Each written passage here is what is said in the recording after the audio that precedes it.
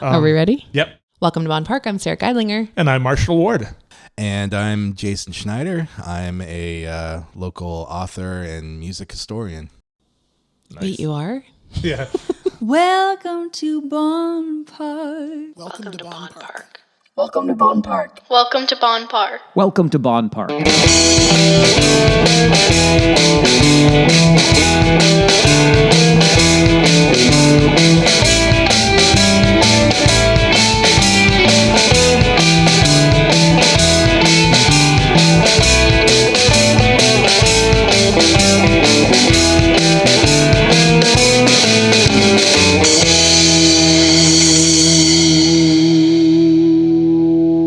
We've got big news. Do we ever? We have a brand new website. And so many amazing things to check out on it.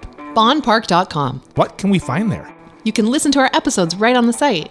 You can check out the Bond Park community blog. You can find out how you can partner with us. Oh, and the shopping. We have so much fun merchandise. I'm going to buy myself the I'm the Marshall Ward tote. Me too. Bondpark.com. Check us out. Jason, thank you so much for joining us today. I feel like we are applying our other podcast model to this show. We have another show called An Unscripted Spectacle, Wrestling with Wrestling. And Marshall is a big wrestling fan, historian, expert. I know nothing about the world. And the fun is that, we meet all these famous pro wrestlers, promoters, all the people in the business. And I ask these questions like, who are you?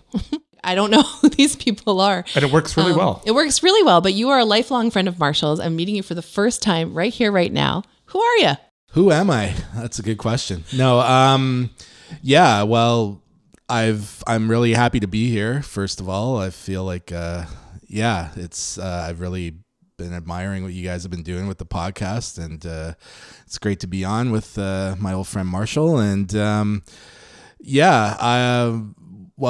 sure we're going to be talking about my life in music. That's basically, what I've done since I was in high school, being a music critic and, semi-musician. Not anymore. I've focused on writing now. And I also run my own publicity company where I work with a lot of great Canadian artists. And I've published a few books, and I've got a new one coming out this fall, biography of the great punk rock Canadian legend Art Bergmann. What's been so interesting for me having a friend like Jay since the age of 5 is we would have gone from kindergarten to grade 6 in elementary school, right? Right there at the tail end, I could see Jay's interest in music, right? Jay was without question one of the brightest kids in the class, And I would go to his house for lunch, right? At which point in the living room, you'd find your parents' music collection, like records and stuff. And then Jay would have started his music collection, right? His room. And then vividly, I remember I guess you got these calendars from Q107, right? Yeah. So January might be Steven Tyler, right? And that might be my first introduction to Aerosmith, right? Anyway, so I learned a ton about music from Jay. And then Jay and I went off to middle school to do 2 different schools. And we lost touch the way kids do because you're not together anymore. It's all about geography when you're kids. Yeah. So I would have, in 1983, at grade 7, I would have discovered Ozzy Osbourne and a lot of heavy metal, right? The first records I would have bought would have been ZZ Top and Twisted Sister and Ozzy Osbourne's Bark at the Moon. And then Jay would have been on his own path and journey of music. And then we came back together at high school at KCI. And now we had it was the first class in grade 9, I remember. Yeah. Yeah, it was just total coincidence. We ended up sitting basically next to each other. Having said that, there's a lot of growth that happens in that period of time, that age, right? So Jay would have had kind of his own group of friends too, and I had mine, but we always saw what each other were doing. But I would say it was in Mr. Wright's English class that I could see. It's kind of like, I can only see it in hindsight actually, but you already having been, immersing yourself in Cream magazine and recognizing there's a difference between Cream and Rolling Stone or Hit Parader. I forgot about Cream until you just said that. Yeah, you could tell Jay really was like reading these magazines, but also knowing who the writers were, you know what I mean? And recognizing the styles. And you could tell that that's where it was. It helped that we had an English teacher named Mr. Wright, who was very enthusiastic and happy to, just to cheer you on. And he's still cheering on Jay when I run into him, right? He wants to know what Jason's doing. And it was the only teacher I can say, fair to say, that he would have known who the Yardbirds were, and the James Gang, and we talked about all those bands, and this would have been and movies too, and movies. He was a big movie buff, and this would have been meaningful to you. Yeah, if you would have felt supported. But anyways, that's really where I think I could see for the first time that it looks like you're going to go make a career for yourself in music and writing, right? And I'm sure there were lots of things that helped support you, like a dad who just had a huge love of music, Yeah. Well, no, that's really where it all started. Because my dad had an amazing record collection, and we were, the radio was on all the time, and just talking about, if something was on TV, like like an Elvis Presley special, or I vividly remember one time watching a program with him, and it was showing a BB King, and he started telling me, pay attention to this guy. This is amazing. Watch what this guy's doing. So yeah, just little things like that with him added up. And then, now that I'm thinking about that, for my 19th birthday, we actually went out to Pop the Gator downtown. That was how I spent my 19th birthday. It was that was a great time. And I mean, to me, it was all about just a little bit was just sort of like keeping up with, what the other kids were into, wanting to be cool. Another one of my friends on my street, he was a big punk rock fan, and that's how I kind of got introduced to punk rock, through him. It was all, kind of a mishmash of a lot of things, and kind of created my my view on all kinds of music. And going to Jay's house was a very different experience. Wait, was Jay's house like the Hearth House was for me? It was a very safe house. It's where I wanted to be. Me, yeah. It was safe. They taught me about music and comedy. Yeah. Yes. So imagine this is a very, very big house with several people living in it, all related. And so there's a grandmother who makes the most amazing food. When you were there, you felt completely safe. Jay had a wonderful aunt. And then, unlike any other friend I can think of, whose parents just kind of, they see you come and go or whatever, but they don't really pay attention to you. Jason's dad would see me and he'd say, Marshall Tucker, right? And he'd ask me how I was doing, what was going on Talbot Street, genuinely interested and caring, you know what I mean? Remembered the last conversation we had. Like, this was I should point out that my parents were in their 40s when they had me. Jay's parents were very, very young. Almost like a generation age difference we're talking. Totally. So this was a very different world and a very different place that I felt both safe in and always welcome. And excited to join. Yeah. Well, it was just we just walked in and had lunch and sat on your couch and we watched Flintstones or whatever. And then Jay would have introduced me to SCTV, and as we got older, right? Isn't there always this connection between music and comedy? Like there just seems to always be this connection, like music lovers or comedy lovers. Yeah, I think so. Yeah, absolutely. Yeah, I think that's always been the case. And like from the first time, when I was old enough to stay up to watch Saturday Night Live, it was probably to see the musical guest. Always to see the guest. Yeah. The rest was kind of filler that you got to enjoy, but then you get hooked on. Yeah, exactly. Yeah, Jay's wearing a WKRP shirt. I would discover in Cincinnati. But Jay would have been enjoying WKRP on a different level than I was, in a sense, knowing it was just more about music. Yeah. And well, that's what made me. Well, for a while in high school, that was my career path. I wanted to get into radio, so So after high school, I got into Ryerson. In the radio and TV program, and I only lasted a year, unfortunately. It's all right. Give it a go. Yeah, but that was the important thing, because that made me realize that I should be writing instead of trying to be on the air. So that's when I transferred to Conestoga to the journalism program and graduated there, and then went on to I got an English degree from UW, and that's kind of how my writing career started. Jason wrote for the Waterloo Region Record for many years. Yeah. But for me, the moment that I'll never forget is seeing, so Jason co-authored a book called Have Not Been the Same. It's about the Canadian music renaissance from 1985 to 1995. And this thing is a big, big book that I've read multiple times in my life. And Do you have it? Yep. And when I saw it for the first time, I was like, I can't believe my friend wrote this. The thing is massive. It is so comprehensive. It's so insightful. You know what I mean? And on top of it, we lived it. You know what I mean? We lived those years, right? And Sarah did too. And but I'm thinking about it now. I'm going to guess what year that came out. And then I have a question about it. Did it come out in, say, 2001?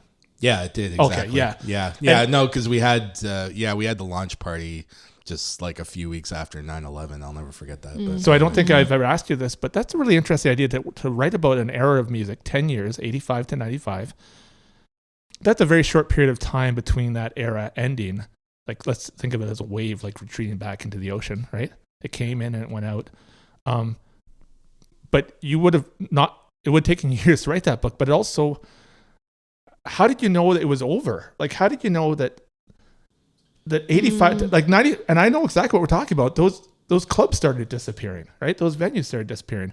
The fanzines like Echo and Id were still around for a while, but I mean, but somehow you and those two other authors knew that you needed to write a book about 85 to 95, the Canadian music renaissance. Yeah, well, no, that's a really good question, because that's something we talked about a lot, using 95 as the cutoff point. And I think basically it just came down to how, well, I mean, on the one hand, there was, Kurt Cobain's death that really kind of marked a shift in music. But then, the whole kind of fallout from Nirvana, all the copycat bands coming along, and that was kind of the case in Canada at that time. The major labels were sort of cluing in finally to what was going on in the independent scene, and these bands, that was the time when bands like the Tea Party and I Mother Earth and Moist and Our Lady Peace, they were kind of coming up. And I mean, nothing against them, but they were kind of doing a totally different thing than what we were interested in, as far as as far as like independent music goes. And so and also pop music, that was really kind of the start of The Grapes of Wrath, The Pursuit of Happiness, Crash Vegas.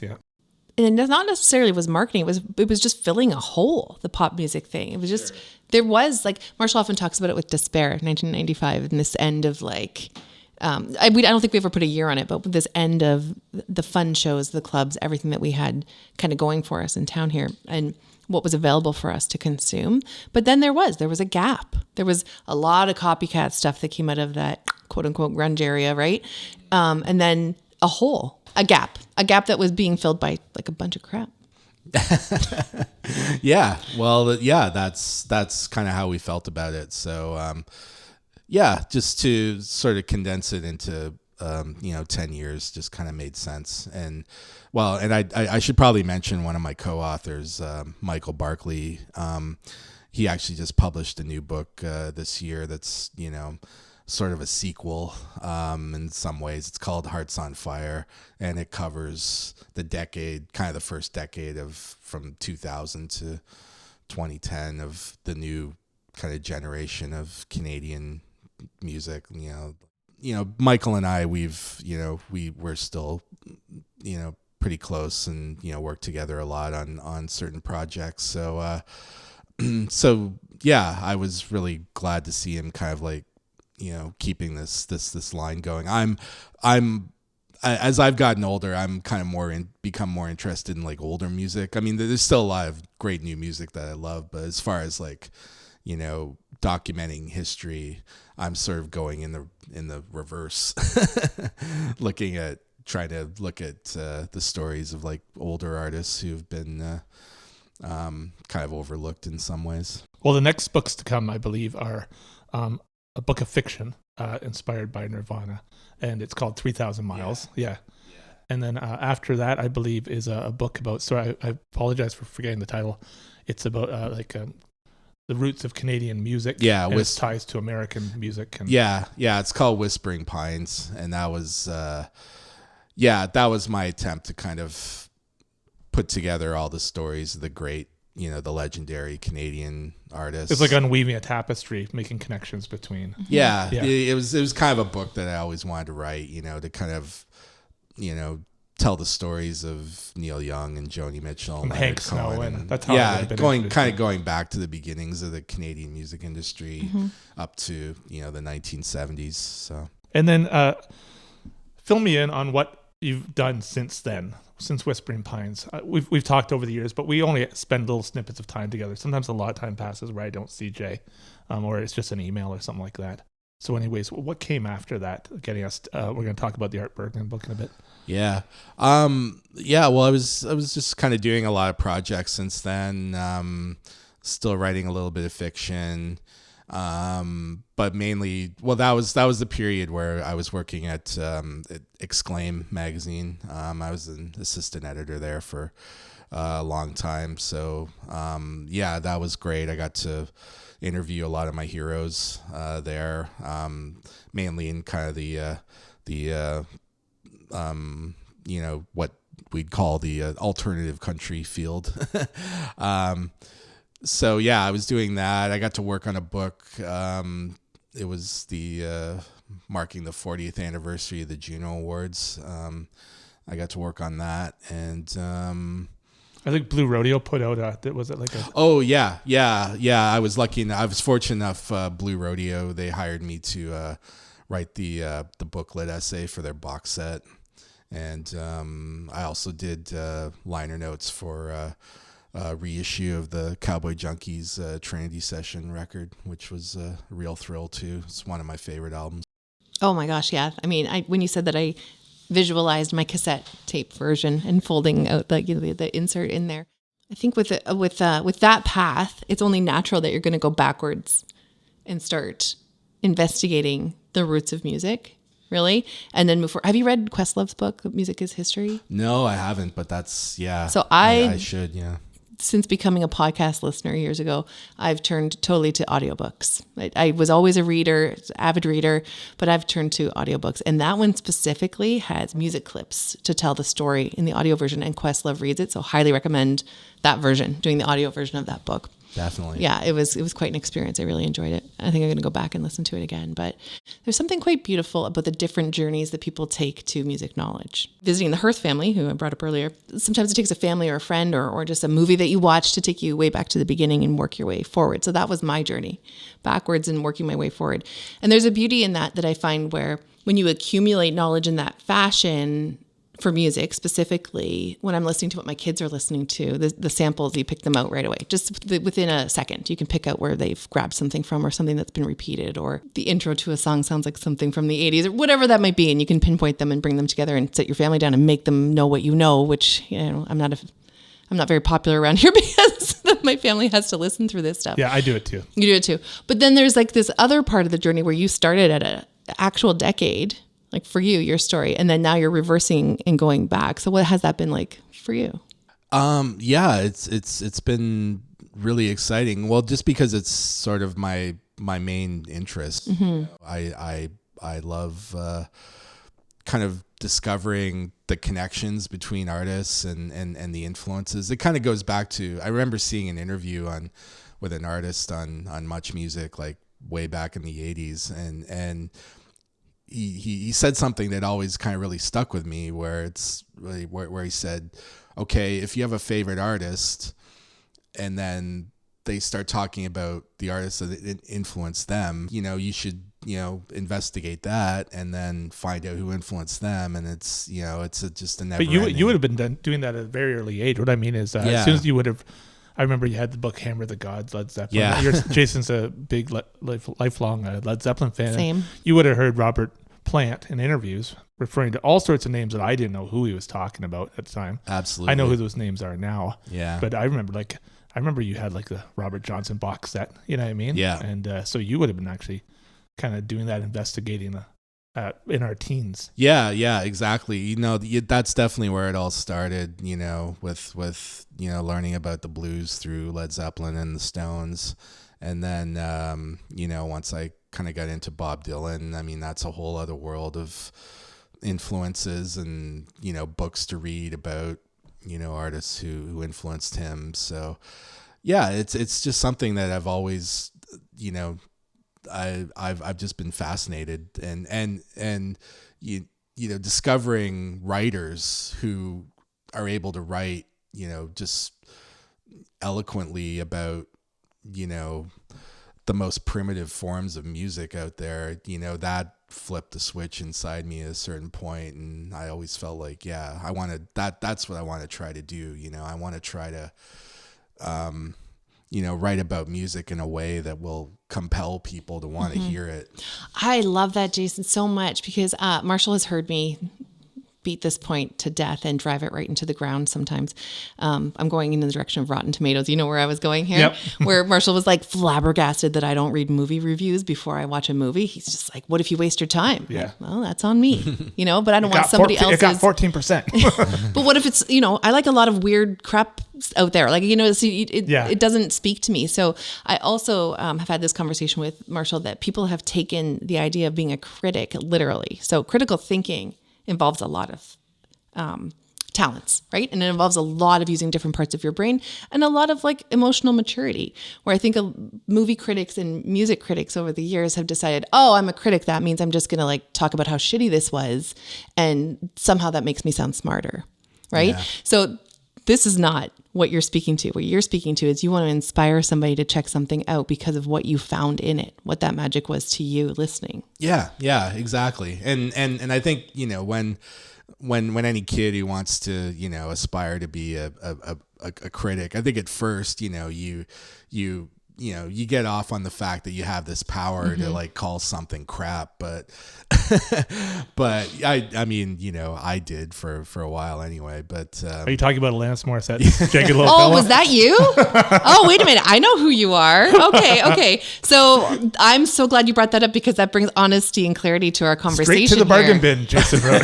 So there is no way that you would have known the horrible journey that Alanis had up until that point, and then jumping into her own skin in that album. You were just like, oh, you went from pop star to trying to be serious, and you took it there. That was okay. I'm so glad we're having this moment. Yeah. Oh, this is wonderful. So what do you think now?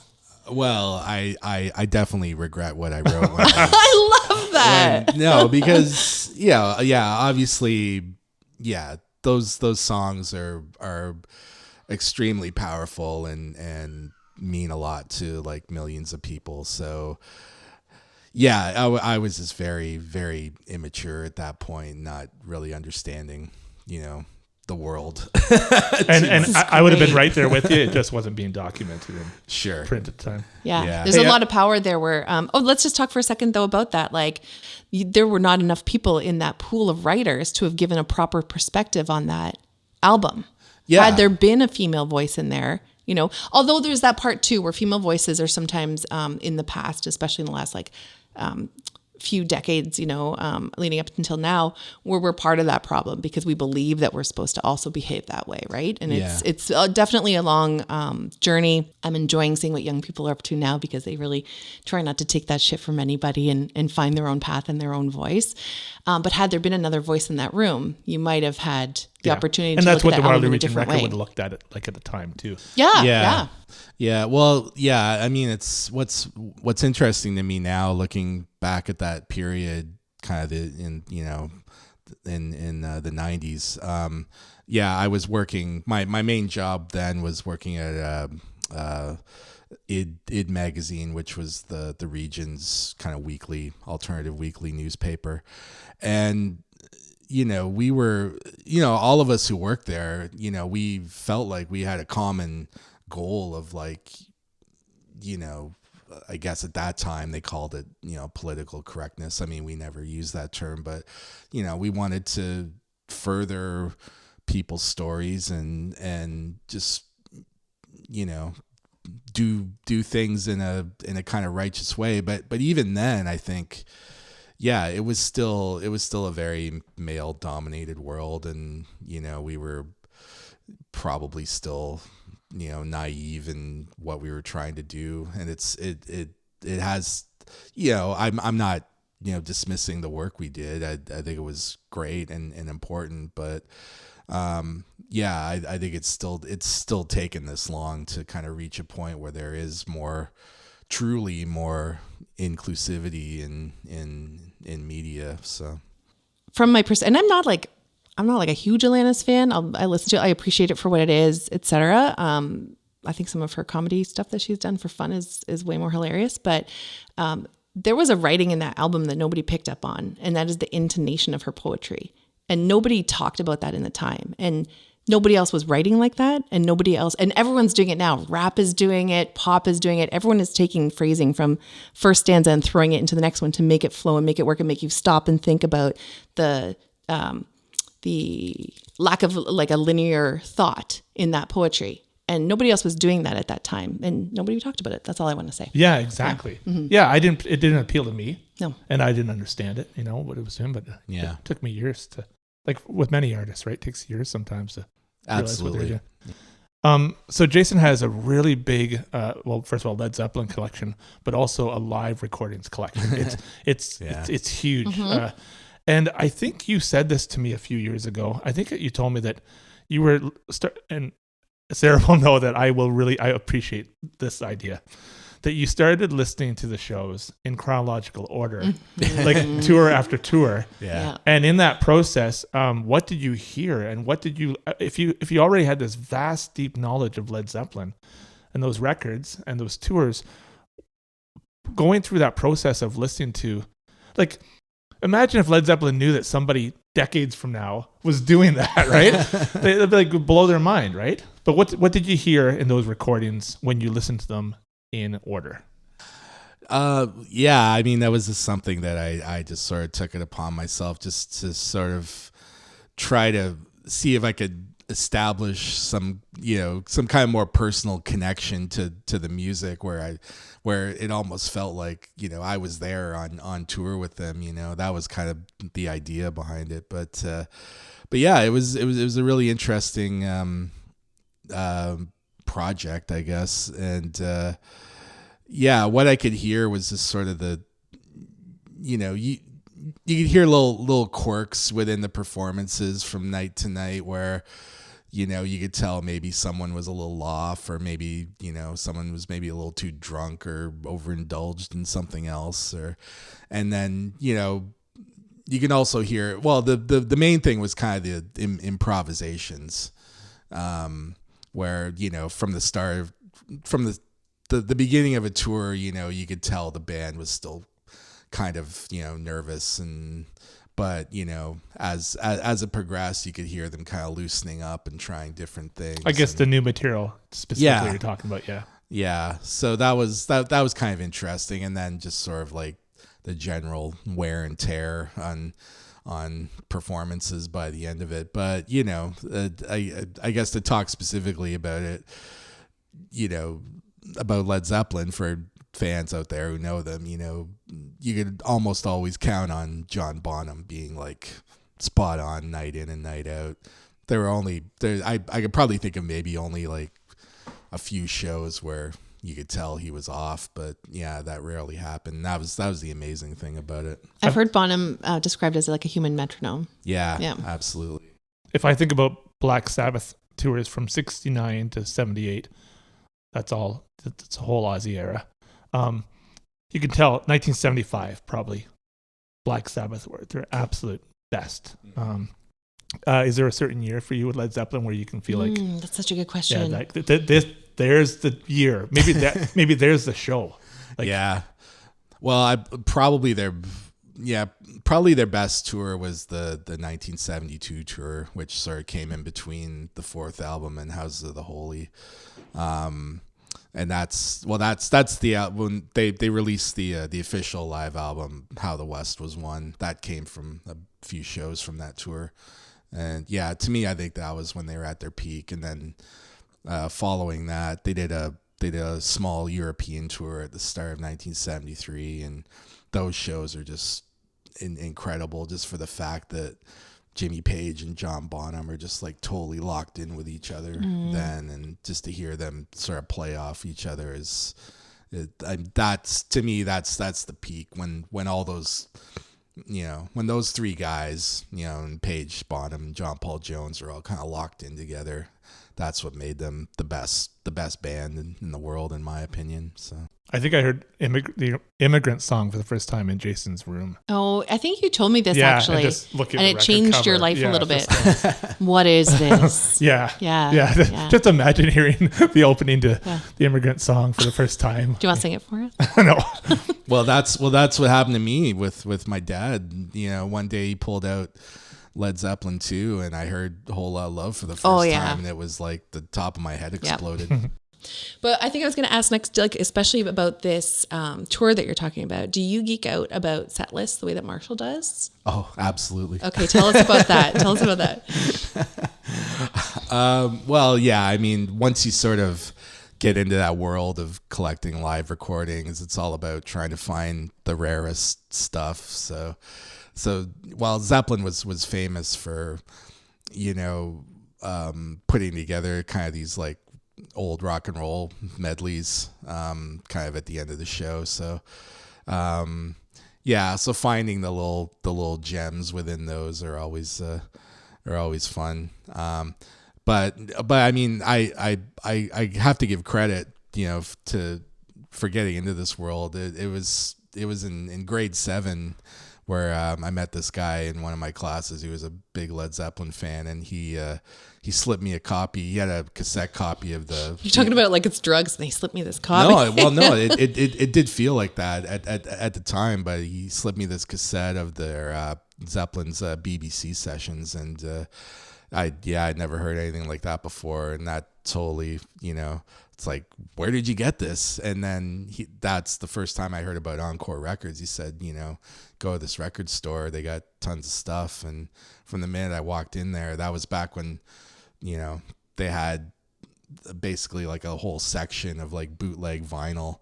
And just seeing that just was, game changer. It absolutely. I ended up, I spent every penny I earned pretty much for the next few years. So from our conversation before we started recording, we were probably in the record store at the same time many times, just looking at our own sections. Yep. I'm making a digging motion for anyone who's listening. Sarah's 5 years younger than Jay and I are so close in age. We're talking like days apart. Oh, so August or July? July. I'm end of July. Yeah. Are we just saying that? I'm younger? Yeah. Well, no, I'm just saying 5 years does make a bit of a difference. Yeah. Oh, for sure it does. Yeah. For sure it does. I shared with Jay a while back on the phone a memory I have, and I don't think we'd ever talked about it before, but it was a grade 6 spelling bee in Miss McNay's class. And somehow I got to the finals. I was an underachiever for all of my childhood, really, in school. But a great artist. Yeah, a great artist. Thanks. I knew how to draw. Thank you. So the names are April Hellwig, Stephen Marley, Derek Otterbein, a girl named Bronwyn, Jason, and me, and we're the last ones in the spelling bee, and we come up to the front of the class, right? Pressure is on. And I feel like I remember I heard Chris Christopherson one time say about was that band called the Outlaws? Yeah, he's saying, "What am I doing up here with these guys?" Yeah. Anyways, that's how I feel in every room I'm in. Yeah, but anyways, I was up there. I was like, I can't believe I'm up here, and look who I'm with, right? These kids all get A+ and everything, right? And we're getting towards the end. The final word is vacuum, right? Ooh. And April Hellwig goes VACUME, and I thought that's it, right? And I was like, nope. Miss McNay goes, I remember sparkly eyes, right? She goes, nope, like this, and red hair. And April goes and sits down, and Derek Otterbein's next. Right? Well, Derek will get it, right? And he tries VACCUME, right? Nope. And I'm just like, well, what is it then, right? And I take a crack at it. I think I did 2 M's, right? Mm-hmm. I was like, I remember thinking, does Miss McNay not know how to spell vacuum, right? It's such a bizarre Anyways, word. I'm eliminated. I think Bronwyn is then eliminated, and Jay standing up there. Jay goes, VACUUM, right? I had never heard a word with 2 U's. And you're like, right? oh, poor Jay. Yeah, and Miss McNay goes, you got it, right? And everybody claps and whatever, right? Can I just say, for the sake of this podcast, that while I was tracking this story, that last spelling was not the one that I had in my mind. Okay. So this is what happens. So a couple days go by and Jay goes, do you want to go to my house for lunch, right? And we'd go and I'd say, all right, watch Flintstones. There was sometimes time to play, I guess you had in television. Was that the console? Yeah. In television. Really cool games like boxing and sports games. And anyways, we just go into the living room and sit down. And I hadn't been there for quite a while, like for whatever reason. And there's a big, huge cardboard box in the corner with big black Helvetica letters that go up the side, right? And I look at it, right, like this, and Jay sees me looking at it, and Jay goes, yeah, it's been there for 3 weeks. My mom keeps telling my dad to tear it down and put it out to the road. And I was like, oh. It's like the size of a sign, right? Yeah. Full vacuum box. Oh, my God. And that's all it said on it was vacuum. Anyways, I want to share that story because I only recently shared it with Jay. But it's such a funny... And you probably didn't remember it. Marshall's got it. No. His memory is... That's the funny thing about it is that I have always remembered it because... because it was one of those really bizarre situations where... I always remember, like, I was literally the last person standing. And, like, everyone in the class spelled it wrong. And I was the last person, and I got it right. And I was like, how can this be possible? Yeah. I love that. Oh, my gosh. Anyway. But for me, the real moment was just Jay noticing me looking at the box. Making the connection. Oh, I've been had. I've been found out. Yeah. I was like, damn it, right? Oh, I would have spelled it right anyway. Yeah. I will say, I love that Jason said that you're an incredible artist. Yeah. But I didn't have a lot of confidence as a kid in school, and I probably had anxiety about a lot of things over people like Stephen Marley, if you're listening.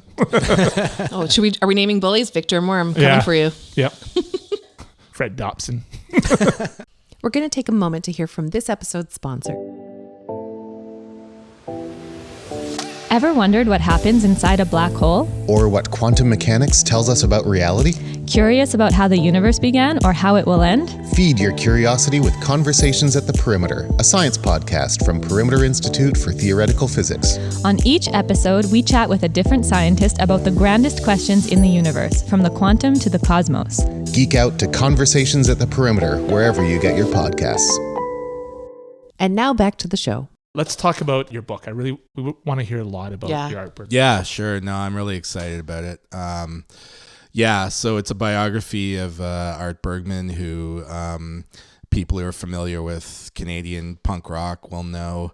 He was one of the kind of the founding fathers of the Vancouver scene, along with DOA and some of the other bands. Was it K-Tells? That was it. Yes. Yeah? Very good. That was his original band. Sarah's music knowledge is incredibly vast. It's Long before the TV show Beat Shazam became a thing, he was saying, can we just get you on a game show about, like, name that tune, make us some money? Yeah, exactly. Some Jeopardy version. So Art's, the original band was called the K-Tells, but they ended up getting sued by the K-Tel Corporation, so they changed their name to the Young Canadians. So that's kind of where a lot of people first got to know him, and then through the 80s, he worked with a bunch of different bands before launching his solo career with an album called Crawl With Me. That's, a lot, including myself, a lot of people first saw him on Much Music, the video for a song called Our Little Secret. And then, he went on to make a bunch of other great records, Sexual Roulette. That's probably the one that has, gotten the most critical acclaim. And he won a Juno Award in 1996 for an album called What Fresh Hell Is This? Still an applicable title. Times all these years later. Yeah, exactly. So so that's sort of his basic resume, but his songwriting, he's always been kind of regarded, most of the people who I talk to in the book, they consider him like Canada's Lou Reed. So anyway, to kind of cut to today, when I started doing publicity and opening my PR business, he was actually one of the first artists I started working with about 5 or 6 years ago. He was just kind of mounting a comeback of sorts, and so since then he's made two really great records. Both of them have been long listed for the Polaris Prize.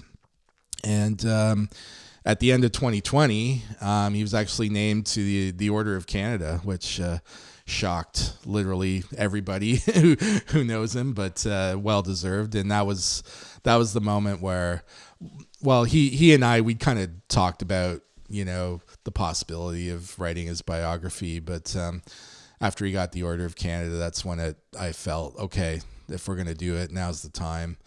And so yeah, I made a deal with a publisher out in Vancouver called Anvil Press, and basically spent the last couple years writing the book, and it's going to be coming out in the end of September, hopefully.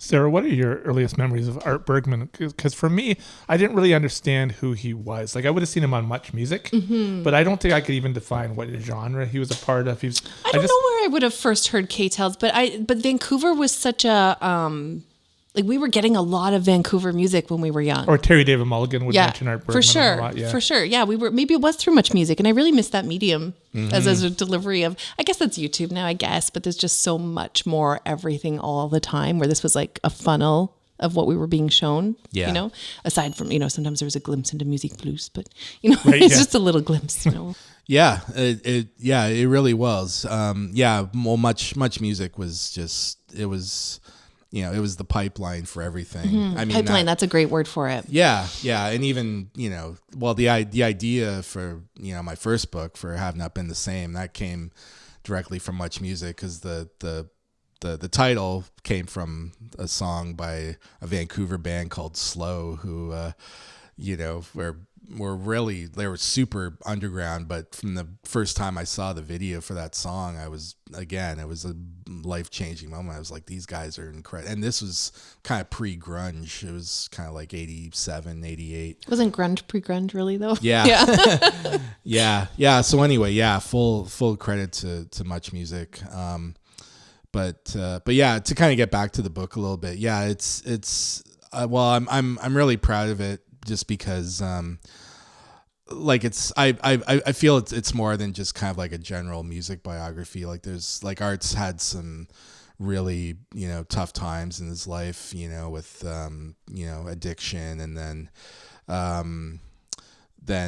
within the last 20 years he found out he's got osteoarthritis and fused discs in his back, so he's had to have a lot of painful surgeries and recovery from that. It's really, it was kind of touch and go for a while whether he'd even be able to play guitar again. No. And then sort of like underlying it all is this great love story, between him and his wife, who's, basically kind of kept him alive. And So the book's actually called The Longest Suicide, which was Art's suggestion for the title. Wow, I love that. Yeah. So wow. That's great. Yeah. So I think it's gonna be a book that, I mean, if you're familiar with Art Bergmann, I think anyone who knows him is gonna love it. But I think even if you don't know his music, I think it's just a really compelling story, I hope. I'm gonna ask you about how you know what to do when it's time to write a book. But I guess what I'll preface by saying how one of my favorite interviews is George Stroumboulopoulos on House of Strumbo interviewing Blue Rodeo. And he asks Greg Keeler and Jim Cuddy, he says, when do you know it's time to sit down and write a record, right? And Jim Cuddy goes, well, it kind of begins when you're touring, we're kind of noodling around and writing songs. He says, and we take a bit of a break. And Greg Keeler makes a joke. He goes, we had a break at some point, right? and then he says, Jim says they come back together with Colin Cripps now, right? And he such a wonderful addition. And yeah, Greg Keeler goes, I heard Colin Cripps sing a verse of Lost Together. Holy smokes, so awesome. Anyway, they're getting the whole package there. Yeah. So Greg Keeler goes, very complimentary. He says, Jim comes back with 1,000 songs. He goes, and I have 3, right? And he says, and Jim Cuddy goes, and we just know what to do, is what he said, right? He said, Blue Rodeo songs will always just be Blue Rodeo songs. We just kind of know what to do. He said, and then Colin Cripps comes in now, and he knows exactly where the solo goes, and he knows how. And anyways, I really loved hearing that. And would you say it's similar for you in the sense, I guess it's a two-part question. One is, when it's time to sit down and write a book again. And two, you sit down with Art Bergmann and you know what you need to do to write that book. Like you must have some beginning, middle, and end already imagined. Yeah. Well, with Art's story, yeah, what's great about it, and he even kind of like admitted this to me at one point while during the interviews we were doing, that he felt like every 5 years or so within his life, he's kind of, went through like a whole new, group of people. So laying out Art's life, in chapters, I guess was pretty easy because there were all these really kind of distinct, eras, I guess, from his early days and, playing in bar bands in BC in the 70s to punk to, going solo to his health problems and recovery. So anyway, yeah, I totally had it visualized from the beginning, and then getting to talk to, a lot of people in his life just kind of filled in the blanks. And, yeah, it actually came together pretty easily. I was really impressed and thankful for everyone to talk to me too. And the last thought on that, the great thing about it was every interview I did, I was kind of expecting at least a couple people to say something negative about him, just because he's always kind of had that reputation of being a little hard to work with. But everybody just had nothing but glowing praise for him, which was really nice to hear too. And I really wanted that to come across in the book too, that he's just a really, conscientious, completely devoted to his art and social justice. And he's lived an incredible life.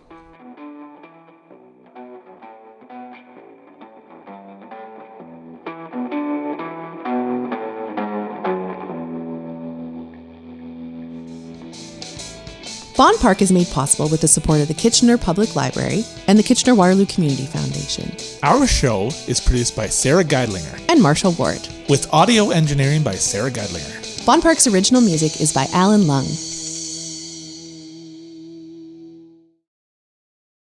Harry, you still with us? We want to tell you about a fun project that we have. Are you ready? Yeah. We have another podcast called An Unscripted Spectacle, Wrestling with Wrestling. Here's Colin Hunter of Kayfabe News to tell you all about it.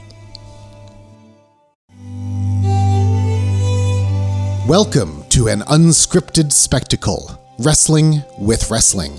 I'm Colin Hunter from Kayfabe News. Marshall is utterly obsessed with professional wrestling. Sarah is utterly perplexed by professional wrestling. On each episode of An Unscripted Spectacle, Marshall and Sarah talk with a different guest from the world of wrestling. Promoters, referees, journalists, and current and past stars of the Squared Circle to talk deeply about the strange magic of professional wrestling that has enchanted Marshall his whole life. Can they turn Sarah into a fellow connoisseur of professional wrestling? She'll need some convincing.